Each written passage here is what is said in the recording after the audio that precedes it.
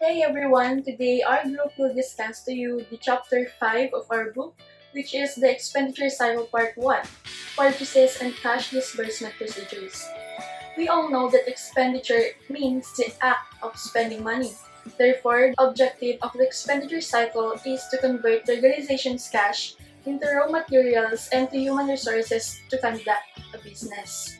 This chapter examines the principal features of the two major subsystems that constitute the expenditure cycle, namely, first, the purchases processing subsystems and the cash disbursement subsystems. So let us now proceed to our discussion.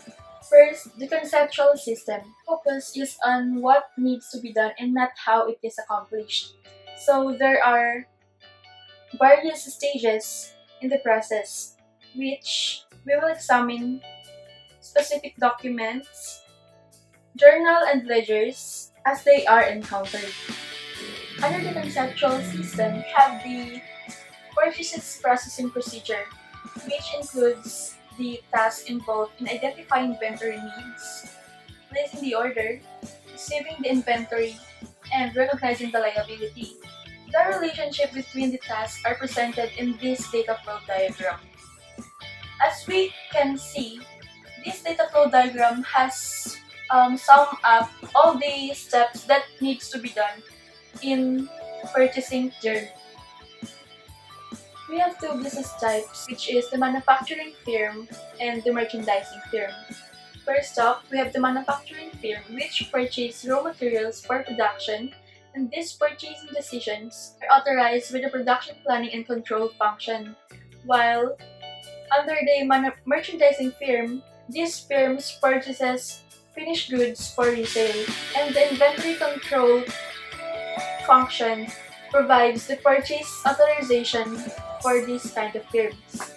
The first step under the purchases processing procedures is the monitor of inventory records. Firms consume their inventories by transferring raw materials in the production process and by selling the finished goods to customers. When inventory is dropped to a predetermined reorder point, a purchase requisition is prepared and sent to the prepare purchase order function to initiate the purchase procedure. This purchase requisition form contains the routine reordering information, which is taken from the inventory subsidiary ledger and the vendor. This purchase requisition form consists of the following data: the name and address of the primary supplier, economic order quantity of the item, and the standard or expected unit cost of the item. The valid vendor file provides an important control by listing only approved vendors.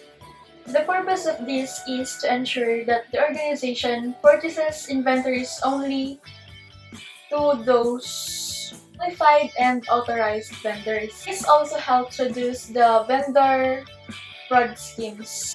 Although procedures vary from firm to firm, a separate purchase requisition is prepared for each inventory item. This is because it often results in multiple purchase requisitions for a single vendor only. Therefore, purchase requisitions need to be combined in a single purchase order, which is sent to vendors. Before the purchase order will be sent to the vendor, it should first be prepared. So here comes our second step, which is the preparation of the purchase order. The prepare purchase order function receives the purchase requisition, which is sorted by vendors if necessary. The purchase order should be sent to four departments. First is for the vendor. Second is for the setup accounts payable function for filing temporarily in the accounts payable pending file. Third is a blind copy should be sent to the received goods function for filing temporarily in the accounts payable pending file. Third is a blind copy for the receiving goods function held until inventories are delivered. And fourth and lastly, it should be also sent to the open-closed purchase order file. Most firms encounter time lag between placing the order and receiving the inventory. Note that no financial event has occurred yet, and the firm has no obligation. Hence, there is no basis for making a formal entry in the accounting. And however, memo entries are made for the pending inventory receipts and associated obligations. The next event in the expenditure cycle is the receipt of the inventory. Goods arriving from the vendor are reconciled with blind copy of the PO. The blind copy of the PO contains no price and quantity information of the goods received. The purpose of the blind copy is to force the receiving clerk to count and monitor the goods received. At the times, the receiving dock is very busy and the accounting staff are under pressure to unload the truck and sign the bills so that the drivers can go on their way. If the receiving clerks are provided with this information, they will be tempted to accept the deliveries on the basis of the information given. Upon the completion of the physical count and inspection, the receiving clerk prepares 5 receiving report. The first one will accompany the physical inventories that will go to the raw materials stock room or the warehouse for safekeeping. The other one will be going to the PO file to close the PO.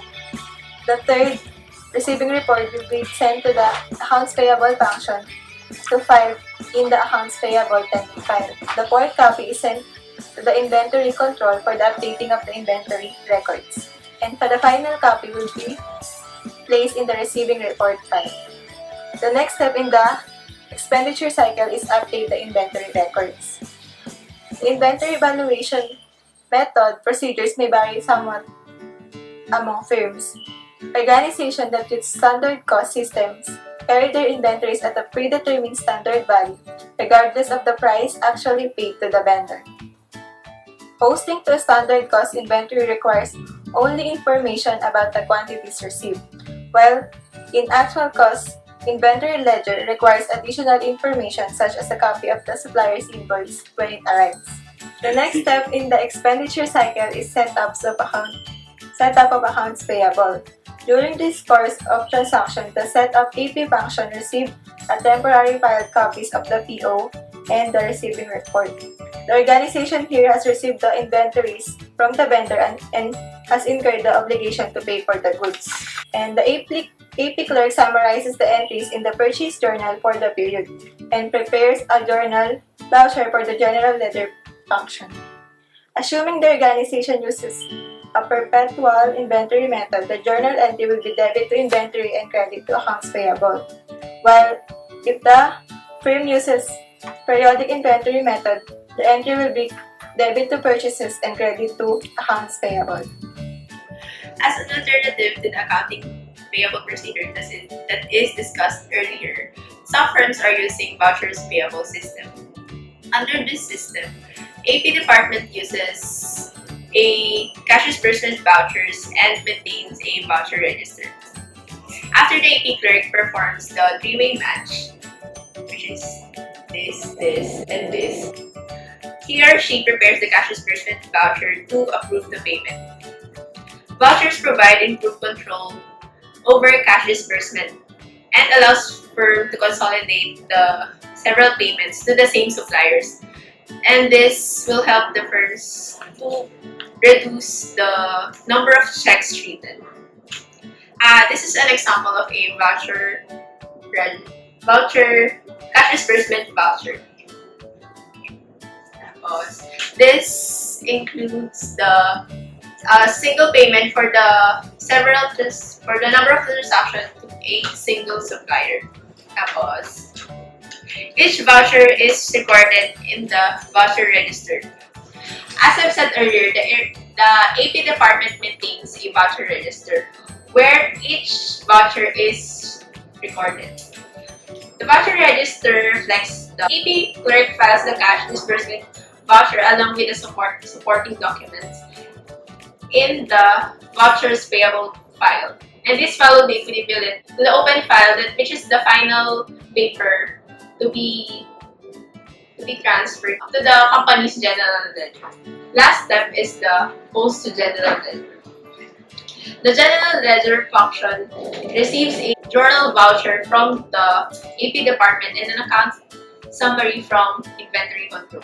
Tapos, the general ledger function posts the data contained in the journal voucher to the inventory and AP control accounts and reconciles the inventory control account with the inventory subsidiary summary. The general ledger function receives a journal voucher from the AP department, which is consisted of the supporting voucher documents that is received from the AP department. The voucher is then filed in the approval journal voucher file. With this step, the purchases phase of the expenditure cycle is completed. The cash disbursement system processes the payment of obligations created in the purchases system. The principal objective of this system is to ensure that only valid creditors receive payment and that amounts paid are timely and correct. The first step is to identify liabilities due.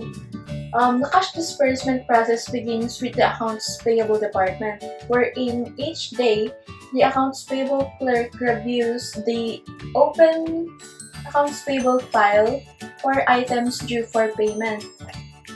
These files are organized by payment due date to ensure that debts are paid on the last possible date without missing due dates and losing discounts.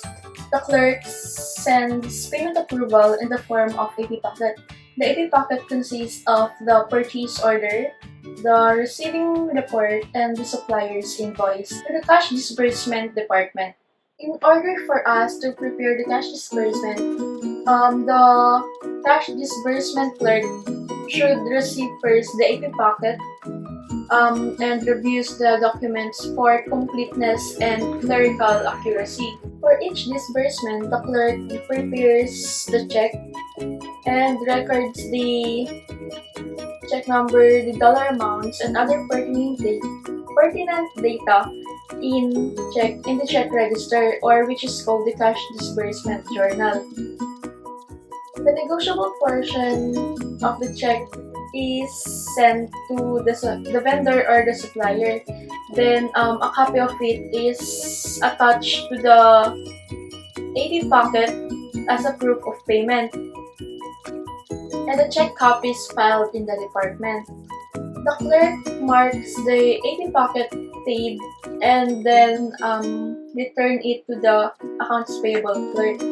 Lastly, the cash disbursement clerk summarizes the entries made on the check register and sends a journal voucher with the following entries: accounts payable, debit, and cash credit as the payment has been done already. How it differs with the advanced technology expenditure cycle. So of course, in the basic technology expenditure cycle, they use a computer system which is not networked, meaning it is not connected to the internet, which tends to make more responsibilities for the clerks of each department because they have to print hard copies of the file that they need in order for the process to be completed. So I'll be starting with a basic technology purchases processing system. So we have the first step is the inventory control, which a purchase requisition file is made, and then next is one copy is given to the purchasing department and the second copy is kept by the inventory control and it is put in open purchase requisition file. So next we have the purchasing department. For the purchasing department, the purchasing department clerk receives the copy of the purchase requisition file and then he makes 5 copies of purchase order forms, which is the first copy is given to the inventory control department. Next is given to the vendor, and the third copy is given to the accounts payable department, and the second to the last copy is given to the receiving department, and of course, it is the last copy printed is kept by the purchasing department. So that is the last part for the purchasing department.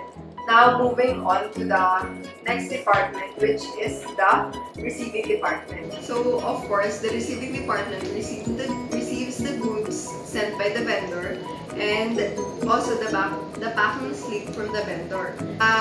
Receiving department clerk reconciles this with a blind copy of the purchase order form, which is sent by the purchasing department. So next, what the clerk does is he adds a digital record to the receiving report file and prints a copy. One copy is given to the stock room. Next is to the purchasing department, of course, to reconcile the copy first given by the purchasing department to the receiving department. Next is to the inventory control, and lastly is to the accounts payable department.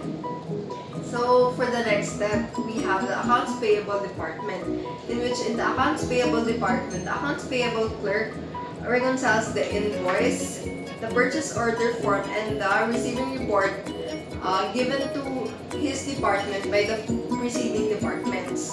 So after making that reconciliation, he makes an AP packet which contains all the reconciliation forms of the files given to him and made by the AP department. So for the last department, we have the General Ledger department. In this department, the clerk receives a journal voucher from the accounts payable department and an account summary of the accounts and transactions made. And lastly, he reconciles this and posts to the general ledger accounts which are used in the preceding transactions. So in that process, the whole basic technology processing system is now complete. So we now move on with the basic technology cash disbursement system, in which of course, as the title says, it is where they pay all the liabilities that is due for that month. So it starts with the accounts payable department. Of course, the AP clerks reviews the AP packets for the items due, and then after finding some items which are already due, he sends the supporting documents to the cash disbursement, and the cash disbursement department will now make the checks to be given to the vendor. This check contains three parts. The first part is the checking account number, next is the dollar amount, and lastly is the other pertinent data needed for the check. And then it is now processed to the treasurer's office for the check to be signed. And of course, after signing the check, it will then be forwarded to the vendor. So after the cash disbursement department, the files will also be sent again to the accounts payable department, in which he removes the liability, of course, which is already paid. Next is he reconciles the AP packet and files it to the closed AP file. And lastly, he sends an accounts payable summary to the General Ledger department. And for the last part, the General Ledger department, of course, just like in the basic technology processing system, he posts the accounts in the General Ledger accounts. So basically, it's where the process is now complete. As we recall from the past chapter, the purpose of advanced technology in AIS is to integrate accounting and other business functions through a common information system. Integration improves operational performance and reduces costs by eliminating non-value-added tasks. In this section, we will see how advanced technologies can significantly alter and simplify the expenditure cycle compared to the basic technology system presented in the previous section. Labor-intensive activities that characterize these technology systems add greatly to the cost of system operations and may result to human error. However, when you use advanced technology system, in the advanced technology system, computer programs perform many clerical tasks, which is much cheaper and may less be prone to error. Although the traditional department structure will exist in the advanced technology and environment, personal responsibilities are refocused on financial analysis and exceptional based problems, more efficient than their basic technology counterparts. Each phase of this engineering system is described next. The computer operation. Number one, the system reads the purchase, re-inquisition the files in format. Number two, hard copy purchase orders are prepared and then sent to the vendor. Number three, a record is added to the open PO file.